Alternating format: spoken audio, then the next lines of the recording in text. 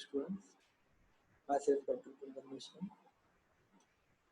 Assistant Professor, Department of Agriculture and Vidyavedika, Jyoti Vidyapith Women's University, Jaipur. Students, in last lecture we have studied about the metal poisoning. First metal poisoning, that is arsenic poisoning, is studied in the last lecture. Now today's lecture we have studied about the concept of lead poisoning. Students, lead is the type of is the bluish gray metallic element which occurs naturally in a small amount in the earth crust. It is the dense, hence it is used as ballast, ammunition, or radiation shield. Lead is insoluble in water, but some salts are soluble in the water. Lead poisoning is medical condition caused by increased level of heavy metals lead in the body, and this can interfere with the variety of body processes and causes toxicity to many organs and tissues. It is also called as plumbism, colica pictorum, or saturnism. Then inject to the body. Lead enters through the inhalation of dust and fumes, also ingestion and absorption through the skin by the organic compound. Then exposure to the lead. First of all, occupational exposure.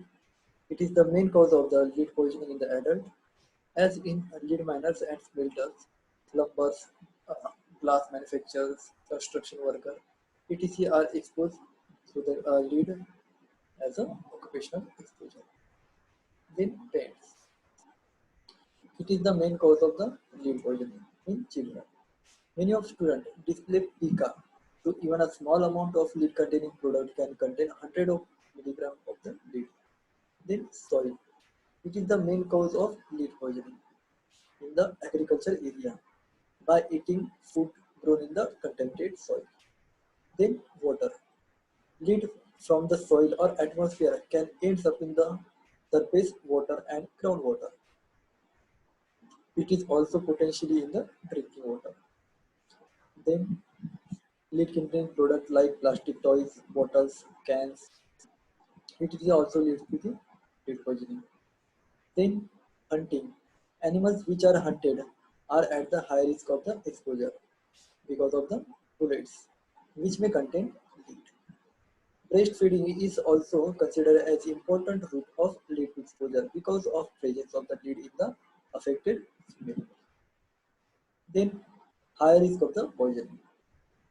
All children under the age of 6 year old, people living in the old houses are at the great risk. People work in the industries of lead or boy product are also high risk for such poisoning. Then pregnant women and developing babies also of high risk of such poisoning. Then occupational exposure. There are various type of occupational exposure are currently found in the society, like in construction, use for attenuation of the sound and vibration, shielding of radioactivity, then artist using a lead containing paint, and in painters, especially free spray painting operations, also the responsible for lead poisoning. Then in commercial project like mining, smelting, and refining, also lead to the lead poisoning. In industries like lead acid batteries or pipes or paints, pigments, pottery, these are also lead to the exposure of occupational exposure of lead, okay, and lead to the lead poisoning. Then after environmental exposure, lead in the environment are due to the uh, airborne pollutions. Then after peeling of lead paint, then peeling, then lead from soil, then lead solidarated cans, lead crystals, lead glazed pottery, and lead in the water are also responsible for lead poisoning. Then after lead in the jewelry, also responsible for the poisoning. Then after another type of lead poisoning.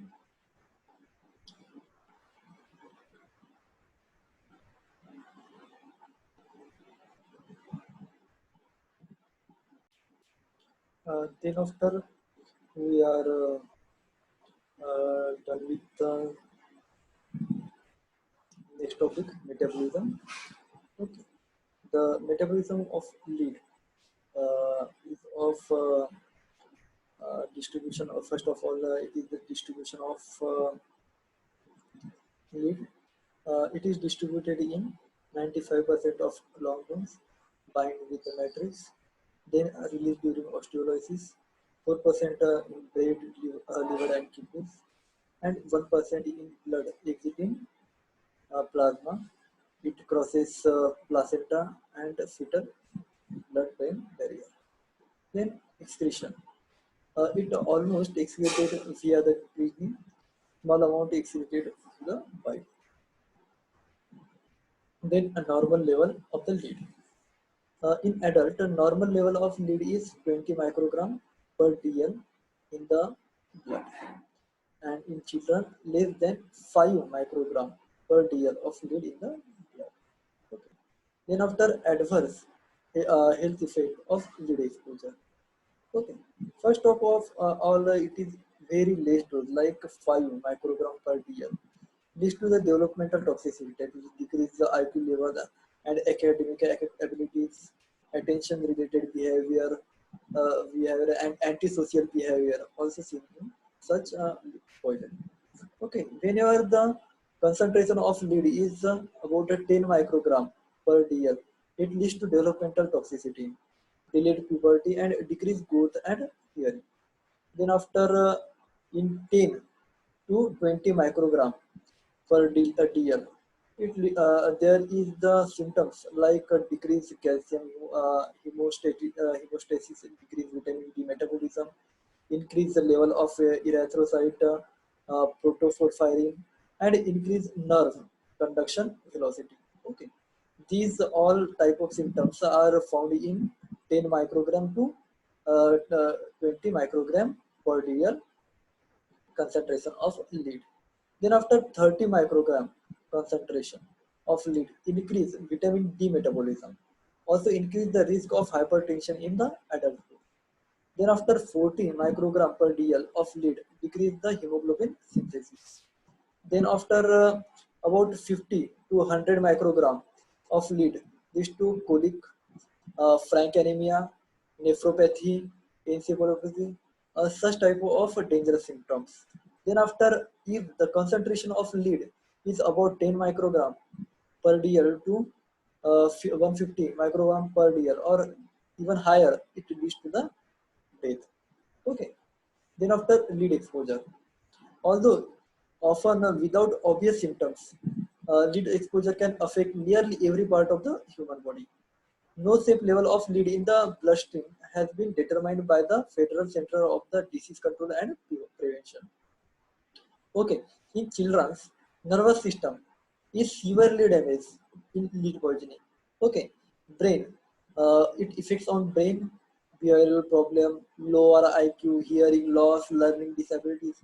All these type of symptoms are produced in the children. Okay, then after in blood, the concentration of lead higher than the normal. Okay, leads to the anemia, and also it leads to kidney damage. Okay, then after in body it produces symptoms like decreased bone and muscle growth. Okay, then after in adult, it affects on brain and leads to memory loss, loss of concentration, headache, irritability, and depression. Also, the cardiovascular symptoms like high blood pressure, it is also affect on kidney and shows the symptom of abnormal function and damage to the kidney. Then after digestive system, it affects on digestive system and leads to the symptoms like constipation, nausea, and poor appetite. Okay, then after reproductive system, it affects reproductive system of male and leads to decreased sex drive and sperm count, also sperm abnormalities. And also in the female, it leads to spontaneous miscarriage. Okay, in body, it leads to fatigue, joint and muscle pain. Also in nervous system, damage including numbness and pain in the extremities. Okay, then after inorganic lead. Inorganic lead by inhalation, it is absorbed in 40%. Okay. Also in ingestion, it absorbed in 5 to 10% of GIT. Okay. In inhalation, 40% absorbed in lung. Okay. And in ingestion, it absorbed in 5 to 10% in GIT. In both, from lung and GIT, it enters in the bloodstream. Okay. Then it distributed in 5% and 95%. In 5%, free diffusible plasma fraction leads to which binds to sulfide hydroxyl group and also binds to the mitochondrial membrane. Okay, uh, and leads to interference in the protein and nucleic acid synthesis. Okay, while 95% binds with the RBC. Okay, 5% with free diffusible plasma fraction, while 95% with bind with RBCs. Okay, the fraction which bind with sulfhydroxyl group leads to the interfere with the numerous cellular enzyme also deposited in the hair and nail. Okay, uh, also which the cellular enzyme, numerous cellular enzyme leads to the uh, which enzymes involved in the heme synthesis also distributed in body organs like brain, uh, kidney, liver, skin, skeletal muscles, and bone, which also cross the placenta and enters in the fetus, and it affects the fetus dangerously. Okay, then after lead poisoning. Okay, this type of lead poisoning in bone found in radiograph. Okay, the frontal radiograph of both knees of child of lead poisoning so metaphyseal bands involving not only distal femur and proximal tibia but proximal fibula as well. Okay, then after X-ray image shown the lead bones of one of the lead poisoned children. Okay, this type of radiological imaging in the lead poisoning. Okay. Then inorganic lead. In the acute exposure, it leads to abdominal cramp, symptoms of GIT like abdominal cramping, colic abdominal pain, may be severe, suggesting biliary colic or appendicitis. Also constipation, nausea, vomiting, black tarry stool. Okay. Then after blood, acute hemolysis and anemia. Also, it acute exposure also effect on the nervous system and leads to lead encephalopathy. Okay, which is more common in children and young adult. Okay, then after the lead encephalopathy uh, produces symptoms like headache, confusion, stupor, seizure, and coma. Okay, the acute exposure of inorganic lead leads to oliguria, which leads to acute renal failure in the severe cases. Okay, the inorganic lead in the acute exposure produce the effect on the eye also. It produces papilledema and optic neuropathy. Okay, then after inorganic lead in chronic exposure. It affect on GIT, blood, nervous system, kidney, reproductive system, and musculoskeletal system. In GIT, it produce vague GIT symptoms and blue-gray pigmentation of the gum, or also called as lead line. Okay. In blood, it binds to sulfhydroxyl group and interfere with the enzyme involved in heme synthesis. Okay, it leads to delta ALA serum and urine and anemia. Okay, then after is CNS. CNS is produce symptoms like neurobehavioral changes, also peripheral neuropathy. Okay, peripheral neuropathy symptoms like distal motor neuropathy. leads to wrist drop. And neurobehavioral changes like insomnia, confusion, impaired memory, and concentration, slowness of performance, psychomotor disturbance, slight intelligence defect, and personality changes. Okay. Then after kidney, the chronic exposure of inorganic lead effect on kidney and produce symptom of gout and gouty neuropathy, which leads to renal hypertension and chronic renal failure.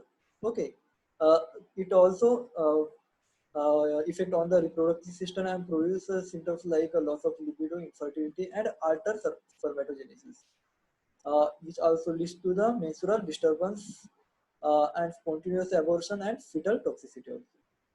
Okay, in musculoskeletal system, it produces the symptom of arthralgia and myalgia. It involves the extremities of axial structure. Okay. Then after, this is called as Burton's line. Okay, which is seen in the gums of lead toxicity. Also, wisdom also seen in the symptom of lead poisoning. Okay, then after organic lead, uh, which is enters in the body through inhalation, ingestion, and dermal absorption. Okay, the inhalation of organic lead leads to uh, uh, which effects on the lung. Okay, the ingestion of organic lead affect on the GIT, while dermal absorption affect on skin. Okay, from all these track from lung, GIT, and skin, it enters in the bloodstream and convert to trialkyl metabolites, which is fat soluble, which cross the blood-brain barrier and accumulate in CNS, central nervous system. In early stages, it produces the symptoms of anorexia, insomnia, fatigue, weakness, headache, depression, and irritability, which further progresses to confusion, memory impairment, dysesthesia, mania, and toxic psychosis. While in the severe cases, it produces the symptom of delirium, seizure, coma, and death. Okay. Also, in kidney, the lead converted to inorganic lead. Okay, this organic lead converted into inorganic lead into the urine and excreted in urine about 70 to 80%. Uh, because its half life is 5 to 10 years. Okay, then after prevention, uh, its toxicity is prevented by environmental measures and medical measures also. Environmental measures by the environmental monitoring, while in medical measures by biological monitoring. So the monitoring is the main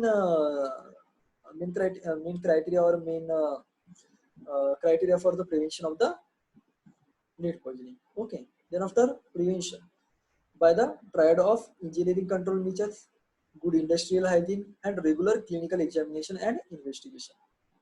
Okay, then after treatment of lead poisoning. First of all, identification of the source of lead poisoning. Then removal from the exposure. Then chelation therapy for symptomatic patient with the blood lead level more than 100 microgram per dl.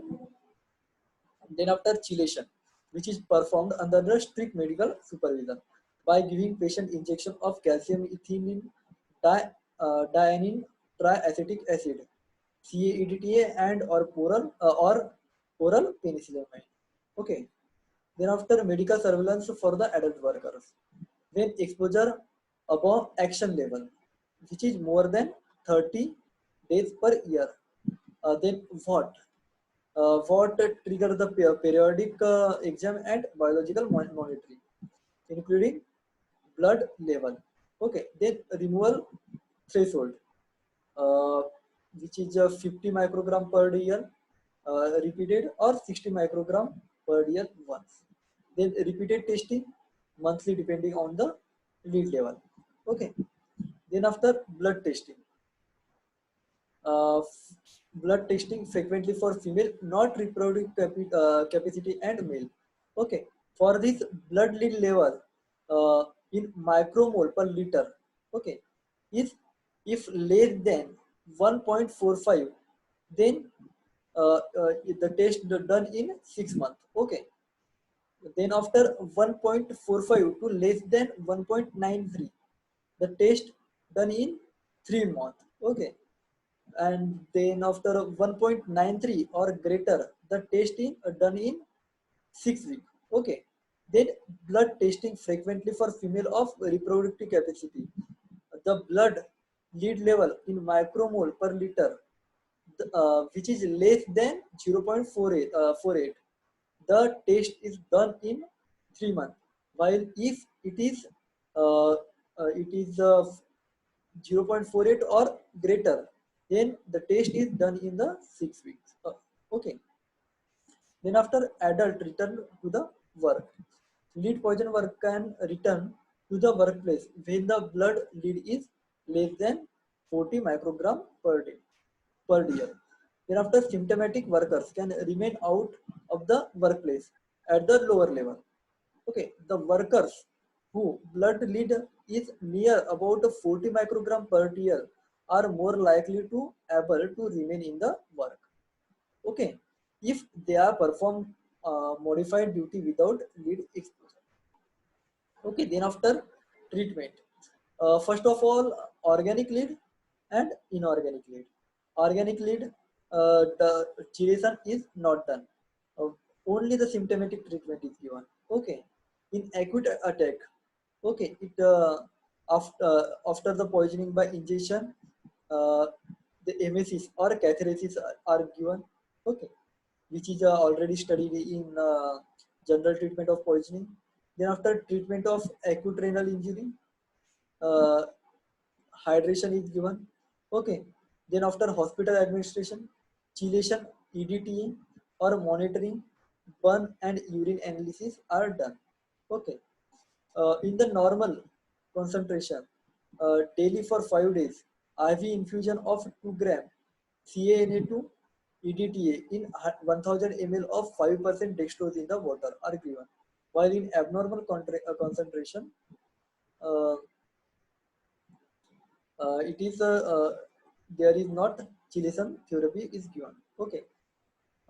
Then after the organic lead symptomatic treatment is given. Okay. uh, After chronic toxicity, uh, in severe poisoning, removal from the further exposure, hospital admission and chelation by the EDTA therapy is given, while lead encephalopathy, emergency medical treatment is given. Okay, here also the chelation therapy also here given, and also refer to specialist. Okay. Then after treatment, remove from exposure or exposure or otherwise prevent the exposure. Okay. Then workplace following treatment given substitution, engineering and personal protection, work practice, job replacement. Okay, these are prophylactics are commonly used for the workplace. Also move from the home where which is present and identify and abate the causes. Okay. Then after chelation theory. Chelation is the taking of certain drugs that help read the body lead. Okay. It is a body treatment, body of treatment for high lead level in the body. No decisions to be taken lightly. Require close monitoring. Inefficient process typically reducing body burden only 1 to 2%. Chelating agent may not significantly reduce the tissue level, especially in central nervous system. Then adult chelation therapy, indicated for symptomatic lead toxicity, generally less effective. Then never a substitute for control of exposure. Then unethical to give chelation for prophylaxis. Then indication of for chelation depends on the symptoms of lead microgram, uh, not lead alone. Okay. Then after the uh, chelation therapy is the most important therapy for the lead poisoning. Okay.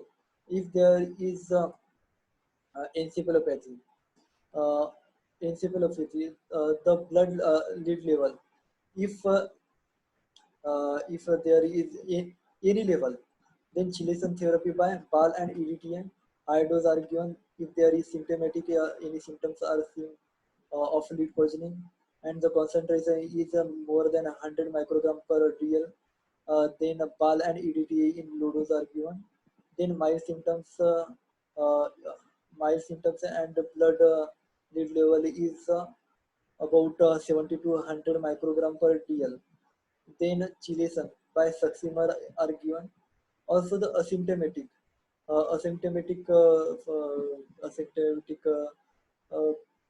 findings of lead and blood lead level is less than 70 microgram per dl, then chelation therapy is given.